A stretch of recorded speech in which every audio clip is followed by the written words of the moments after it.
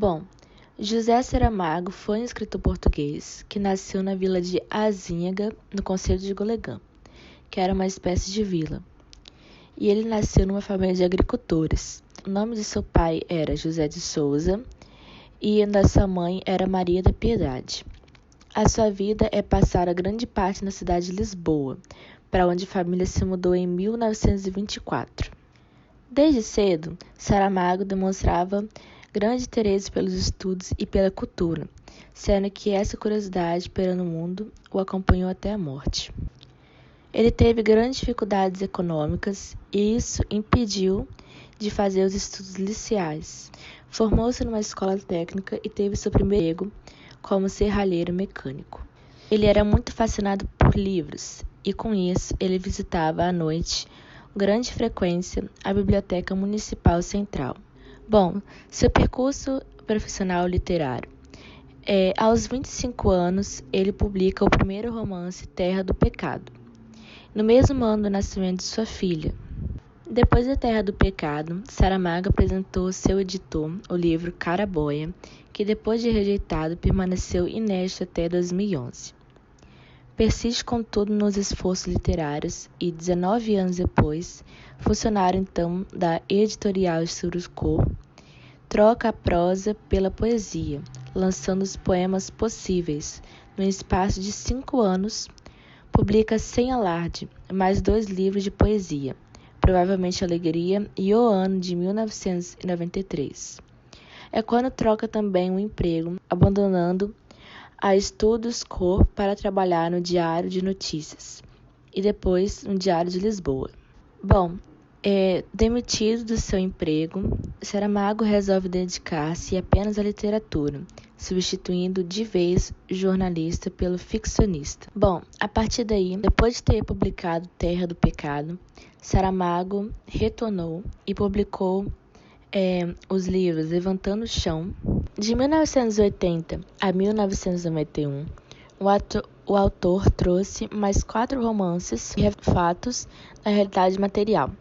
Ele fez O Ano da Morte de Ricardo Reis, A Jangada Preta, História do Circo de Lisboa. Depois, nos anos entre 1995 e 2005, Saramago publicou mais 6 romances, dando início a uma nova fase. Esses foram Ensaio sobre a Cegueira, Todos os Nomes, A Caverna, O Homem Duplicado, Ensaio sobre a Lucidez, Intermitências da Morte. Bom, sobre sua morte, Saramago faleceu no dia 18 de junho de 2010 e aos 87 anos de idade, vítima de leucemia crônica. Só uma curiosidade que eu achei muito interessante, a origem do apelido Saramago remete à alcunha da família, que é uma planta herbácea com flor que cresce na região da Golegã. A história do homem querendo encontrar uma ilha desconhecida é, na verdade, uma grande metáfora, que indica a busca do ser humano por aquilo que ele não conhece, por algo novo, mesmo sabendo que vai ter muitas incertezas ou dificuldades. O fato dele achar a ilha que ele tanto desejava, sem ter o apoio e incentivo das pessoas, é uma demonstração clara que todo mundo consegue aquilo que tanto deseja, correr atrás dos seus objetivos e metas, que assim ela vai conseguir o que quer. O Conto da Ilha Desconhecida, de José de Saramago. Em linhas gerais, podemos compreender esta obra como uma grande metáfora das dificuldades e angústias do homem. O livro possui alguns aspectos relevantes para se observar. Primeiramente, é interessante ver como Saramago aborda a questão da burocracia, mostrando que, em certos casos, ela pode atuar apenas como um mero atraso da vida. Outro aspecto importante é a questão da hierarquia. Ao ler o conto, podemos perceber que os personagens são destacados conforme a profissão que exercem e não conforme quem são de fato. Alguns exemplos: o rei, o primeiro secretário, o segundo secretário, o primeiro ajudante, a mulher da limpeza, entre outros. Ao que parece, a proposta do autor é criticar a desigualdade e também aquelas ideias equivocadas de cada um em seu devido lugar, ou cada um tem o que merece. Esse ponto também nos mostra como sempre somos definidos pela nossa profissão. Por exemplo, você não é o João que gosta de futebol livres. Você é o médico João ou o doutor João. É como se aquilo que somos jamais tivesse mais valor do que nossos trabalhos. Contudo, um dos aspectos mais relevantes desse pequeno livro, ao meu ver, é a tentação pelo desconhecido, ou melhor, pelo nosso desconhecido. O livro mostra que talvez não tenhamos tanta certeza sobre quem somos e que, por esse motivo, é importante tomar uma atitude rumo ao autoconhecimento, mesmo que, para isso, seja necessário dar um primeiro passo num sonho que parece impossível. O Conto da Ilha Desconhecida é uma obra que fala sobre nós mesmos e que conversa conosco de uma forma muito peculiar, podendo entender cada ilha como uma pessoa. As ilhas conhecidas são pessoas que já atingiram o autoconhecimento, ou acham que atingiram. Já as ilhas desconhecidas são pessoas que não sabem quem são ou que estão na busca de si mesmas. A hierarquia é uma ordem social existente que enfatiza a desigualdade. O conto revela a inquietude de um homem diante das coisas cotidianas e banais que deseja sair em busca do novo e desconhecido, colocando seus sonhos e anseios em primeiro plano. A personagem não pensa nas dificuldades que poderá encontrar, e sim nas coisas que poderá descobrir e conhecer ao realizar seu intento. Sente muita esperança, e essa esperança é impulsionada a sair em busca da realização do seu mais precioso desejo. O cenário do conto é mais psicológico, com uma narrativa mais cronológica e linear, sem muita pontuação, com parágrafos longos, mas ao mesmo tempo envolventes. Parece que entramos no sonho ou desejo do personagem masculino, que é o personagem principal do conto. Saramago, a de que um barco é uma ilha, e a de que as pessoas são uma ilha, e essa ideia de ilha só tem sentido quando existe o mar, pois sem o mar nenhuma ilha é ilha. Ter esperança é compartilhar de ideias de Saramago, que é preciso acreditar que ainda existem ilhas a serem descobertas, ainda que só se consiga chegar nela em sonho. Essa esperança é vista na obstinação do homem em busca do desconhecido. Ao final, chega à conclusão que a ilha desconhecida é a ilha e o barco é o processo de busca. É o prazer sereno da aventura rumo ao desconhecido. Indo em busca daquilo que necessitamos para nos realizarmos, sendo perseverante e não medindo esforços para a realização de um sonho. O conto se passa em um reino que, em outras eras, parece ter sido uma grande potência marítima. Não sabemos há quanto tempo foi isso, nem mesmo em que época agora nos encontramos. Aqui e ali, no entanto, percebemos uma semelhança com a terra natal do escritor, o que não chega a ser muito saliente. Pode ser notado pelo uso da expressão como mar tenebroso, expressão essa utilizada para sabermos na época das grandes navegações. Eu vou refrisar do início até mais ou menos o meio dele, por conta que eu vou falar sobre isso de novo mais tarde. Então, o livro do Saramago mostra a história de um homem que decide ir até o rei e pedir um barco. A ideia deste homem é viajar no mar, navegar até encontrar uma ilha desconhecida, e ele, assim como qualquer outra pessoa, para solicitar alguma coisa deve passar por toda uma burocracia onde envolve vários funcionários e é muito cansativo, que parece servir até só para desgastar as pessoas. Mas a força de vontade desse homem é tanta e tão absurda que ele se mantém na espera por dias até conseguir falar diretamente com o rei. Só que após conseguir esse encontro, ele ainda tinha que conseguir convencer o rei. Mas a má vontade e o ceticismo do rei é como uma ideia de barreira para a realização do sonho dele. Mas com sua persistência, ele faz com que o rei conceda um barco a ele. Então se iniciam os preparativos para sua viagem em busca pelo desconhecido.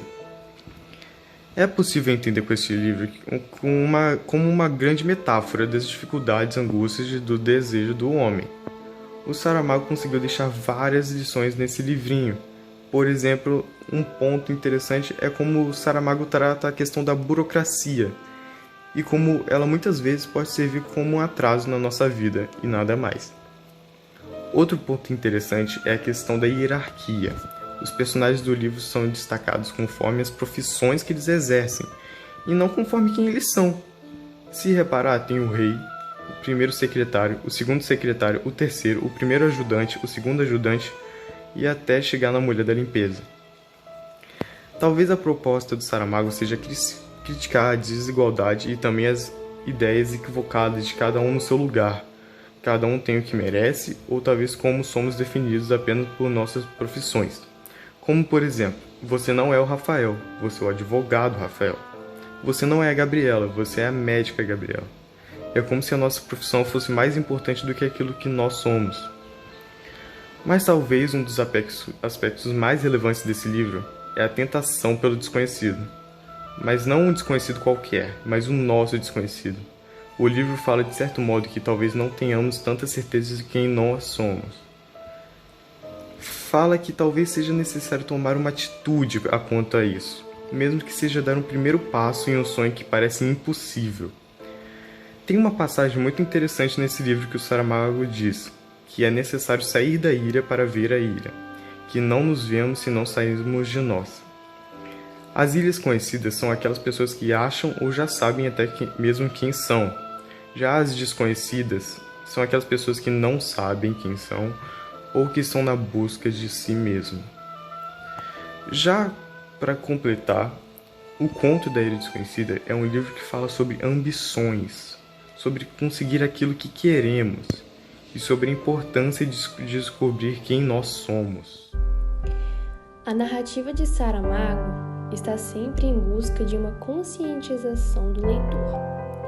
Como intelectual engajado nos problemas e tensões políticas de Portugal, ele conduz a problemática de uma historicidade local, em seus movimentos e contingências, investigando e recriando situações que questionam as ansiedades e esperanças humanas. Utilizando tempos medievais como referência, Saramago traz uma crítica social em seu livro. O fato dele não revelar os nomes dos personagens e identificar cada um como sua função reforça essa ideia. O rei, por exemplo, estava sempre disposto a receber presentes, mas nunca a atender às necessidades de seu povo. O Conto da Ilha Desconhecida mostra o quanto pode ser cômodo permanecer na própria zona de conforto, sem enfrentar o desconhecido. No entanto, a evolução humana está justamente em buscar o novo, em desafiar a si mesmo e procurar superar constantemente os próprios medos e limites. Também não deixa de ser uma lição de otimismo, uma vez que o homem encontra a ilha, apesar de todas as adversidades que existiam até então. Agora eu vou falar um pouquinho sobre a parte histórica do livro. E já vou falando que não tem nenhum dado histórico, nenhuma data no livro para a gente achar um período específico. Mas a gente vai ter que acabar vendo o cenário do livro, porque o cenário se passa numa monarquia, né? Tem um rei. E com isso a gente pode relacionar muitas coisas, até mesmo pelo tema do livro, que é a procura de uma ilha desconhecida, a gente consegue relacionar com expansão marítima, né? Que no século XVI, XV na verdade, né, em 1492, Cristóvão Colombo conseguiu chegar à América Central. E essa é a primeira relação que a gente consegue fazer, que Cristóvão Colombo, ele procurou por uma terra desconhecida, né? Quer dizer, ele não procurou, porque a rota que ele tomou foi para a Índia, porque ele já acreditava que se ele isse para o leste, ele ia acabar chegando na Índia. Ele já acreditava que a Terra era redonda. Mas isso era muito arriscado e quando ele pediu ajuda de Gênova, que é a terra natal dele, os governantes de Gênova, e também de Portugal, eles acabavam negando, assim como o rei negou pela primeira vez, quando o homem pediu ajuda do rei para ter um barco para procurar essa ilha desconhecida. Ele duvidou que ele ia conseguir isso mesmo. E a mesma coisa foi com Cristóvão Colombo, porque essa viagem poderia ser bem mortal, porque se ele não achasse nada, ele, de acordo com a crença da época, ele ia acabar caindo da borda. Ou até mesmo se ele não achasse nada, ele ia acabar morrendo de fome mesmo. Então era perigoso por isso e eles acabavam negando, assim como o rei no livro. Mas ele acabou, né, achando a terra desconhecida, no caso. Ele acabou chegando na ilha das Bahamas e logo em seguida em Cuba. E assim ele acabou ligando a Europa ao chamado Novo Mundo pelos europeus, né? E outra relação que a gente consegue fazer com o livro é sobre colonização. Que tem uma parte do livro que o rei fala para o homem que se ele descobrisse a ilha desconhecida mesmo, se houvesse uma ilha desconhecida, então essa ilha ia pertencer a ele. Mas aí o homem fala, não vai pertencer a você. Isso daí pode ser uma crítica interpretada assim, como uma crítica pelo autor à colonização, que também aconteceu isso, né? Que descobriram as terras desconhecidas, o Novo Mundo, a América, e eles simplesmente se apossaram sem se importar que aqui viviam indígenas, nativos ou qualquer tipo de coisa, que eles não se importaram e exploraram, simplesmente se apossaram da terra. Bom, essas daí foram as interpretações possíveis feitas, possíveis críticas também, sobre o livro da Procura da Ilha Desconhecida, de José Saramago. Olá, meu nome é Davi Teixeira e eu tô aqui para falar dos aspectos geográficos do conto da Ilha Desconhecida. Logo no começo do livro, a gente consegue perceber explicitamente que um homem ele está pedindo um barco no Palácio do Rei. E logo no começo, o narrador diz o seguinte: o Palácio do Rei possuía muitas portas, mas em que este homem estava pedindo barco era a porta das petições. A gente pode imaginar que nesse palácio possuía várias portas e cada uma com uma função diferente. É o que a gente pode chegar pensando nisso. Mas outra coisa importante que a gente pode considerar é que logo ao desenrolar dessa história do homem criando o barco, o rei chega através da mulher das limpezas do palácio, e ele chega perguntando o que ele queria, por que ele queria, qual era a função de que ele precisaria do barco. E a população começa a se comover com a história desse homem e começa a gritar pedindo deem o barco ao homem. E a gente percebe que o narrador fala que as pessoas iam nas sacadas de suas casas gritar e ouvir o que estava acontecendo e apoiar o homem. Através disso, a gente percebe que o palácio era um lugar acessível à população e que era dentro, provavelmente, da cidade, não era um lugar isolado. Porque se essas pessoas chegavam às sacadas de sua casa para saber o que acontecia na porta do palácio, quer dizer que elas tinham acesso muito grande ao rei e ao palácio.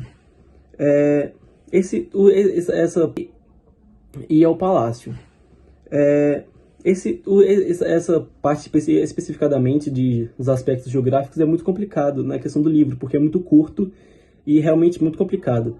Mas eu também achei uma última coisa, que ao homem conseguir a sua carta de posse de um barco, ele vai às docas. E lá a gente vê que o narrador descreve que possuía vários e vários barcos de guerra, vários tipos de barco. A gente consegue pensar que aquela cidade que aquele homem vivia provavelmente era muito rica e possuía muitos recursos, e havia muitos tripulantes de navios, porque eles deviam viajar muito durante aquela época de navios e tal. E através disso a gente pensa que eles tinham um grande recurso marítimo. E é basicamente isso que eu consegui encontrar sobre os aspectos geográficos do conto da Ilha Desconhecida. Muito obrigado.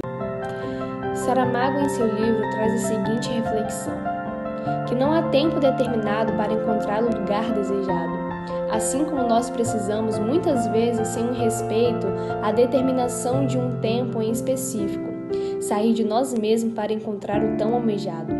O lançar-se no mar para navegar é o avançar para um objeto de desejo e realização, às vezes próximo, não enxergado, não percebido pela nossa própria incapacidade pessoal de objetividade e percepção do desconhecido. O texto traduz-se num paradoxo estranho. Nós, em alguns momentos de nossas vidas, queremos estar longe de nós mesmos para então enxergarmos melhor nossa natureza.